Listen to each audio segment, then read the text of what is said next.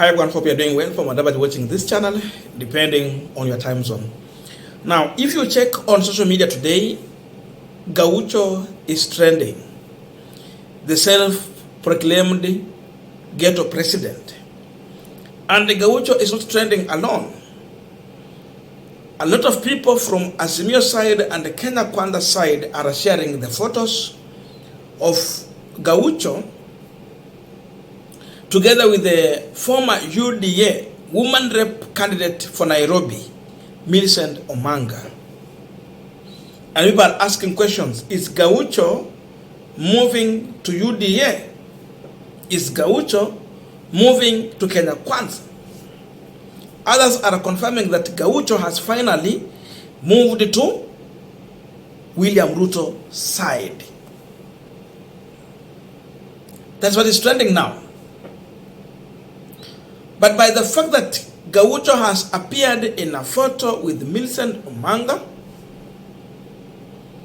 it confirms that, and you see, he is comfortable there, and it's like they were engaging, they were in office, they were consulting. So it's like a courtesy call he had with Millicent Omanga. It literally explained that he went to meet Millicent Omanga. So the question has been, what is happening? Remember, he said that he is not an Azimio nor Kenya Kwanza. He is just an individual on his own, pushing for matters, the youth who are unemployed, according to him. But the reality is that we have seen him using Azimio platform to propel his political agenda or interest. That one has been coming out very clear. I have never seen him on a UDA or Kenya Kwanza platform trying to push for his political agenda, be it the youth is talking about. But I'm well aware that he has been in Azimio la Umoja using their platform. That's the truth. Again, this is a man who got to vie for an MCA seat, again on ODM ticket. He lost. There's another reality also. So the reality is that he's a person who is trying to run away from Azimio, where he was. But he's trying to justify that move of getting out of Azimio by trying to distance himself from both Azimio and Kenya Kwanza. But then it points to one thing, that there is somewhere he's heading to. But then we have to question this photo. Is it a current photo, or is a photo that was taken some time back?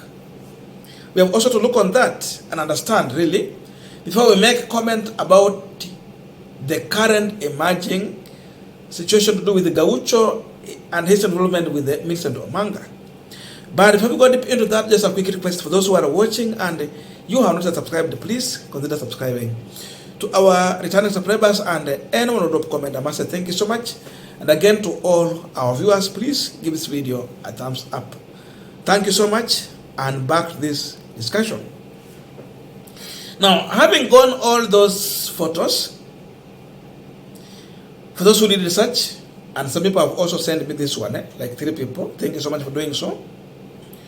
You will compare and found that the photo that is being shared on social media, for the first time, it was shared on September 23, 2021. If you go to Millicent Omanga Facebook page or Twitter handle, you will see that photo. So it means it's not a current photo. And this is what Millicent Omanga said when she shared this photo. Bunge la Wananchi is a grassroots social platform where the public get an opportunity to participate on matters governance. I am encouraged by their zeal to ensure that the national government and the county government are kept on check in implementing the people's concerns. Today, I met the leadership of Bunge la Wananchi, led by their president, Gaucho. I am committed to supporting the team to achieve their agenda, Mama Miradi. So that tells you now that already Millicent Omanga was a UDA candidate, and by that time she was an aspirant. She was still looking for support to get the UDA ticket. Remember, there were other people there also who were also eyeing that ticket. But some were promised nomination, like Nyams and the rest. They got it. So, at this time, it was November, close to 2022. Millicent Omanga was now the UDA candidate for woman rep in Nairobi County. And now she was looking for the support of Gaucho. But by then, if you listen to Gaucho, how he was talking, and again where he was and whatever he was looking for, he was in UDA. Sorry, he was in ODM. Before even we talk about Azimio. So it tells you that, going by these facts, then Gaucho is a person who had already a connection with the Kenya Kwanza side, especially the UDA wing, while he was still even championing for his ambition in politics during that period. This alone confirms to you that the controversial statement we are seeing today between where Gaucho is standing in the balance between Kenya Kwanza and Azimio, it tells you that he's a person who was already trying to gain from both sides. Because you cannot believe in Raila Odinga ideology, then you also go and support agenda of someone who also believes in ideology of another individual who has contrary ideology compared to what Raila stands for. Millicent Omanga was supporting William Ruto, who had different ideology and agenda compared to what Raila Odinga had. So they were never converging. So you can't be supporting this side and again you think of supporting the other side. That alone brings us to the issue of Nur Okanga. When Nur Okanga said that Gaucho told him that you have to focus on what you get. Mtu akikuitia pesa, wewe ndia pesa.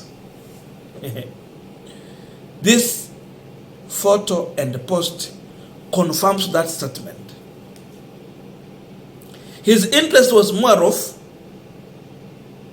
cash. And indeed, in politics, everyone has a price. So Gaucho price has been seen. Many had rated Gaucho as a person who should be considered for an elective seat. And there was the issue of Jalango has betrayed us. Why can't we have someone like Gaucho who seemingly is standing with the youth, involved in mass action, and he stand with the area where majority are and where there is no money. So as in Azimio, hakuna mambo ya kupea watu pesa, ni watu wajitolee wenyewe. Lakini ukitaka mahali pa kununuliwa ni UDA.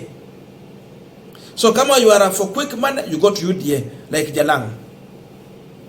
Jalango did not go in UDA because of kufanyia watu wa constituency yake kazi. No.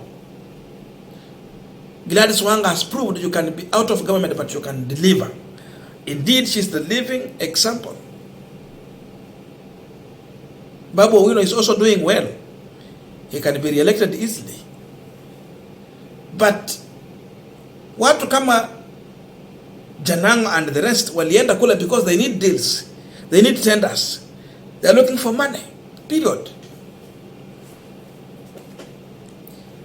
So this one is also another example of that. So it means mguu moja ilikuwa Azimio, mguu ingine Kenya Kwanza. The interest was all about money. And yes, every politician and whoever involved in the politics have a price. So in as much people thought that Gaucho aliweza kwa mtu kutumika to replace people like those betrayers kama Janango, he has fallen short of it. He can't do that.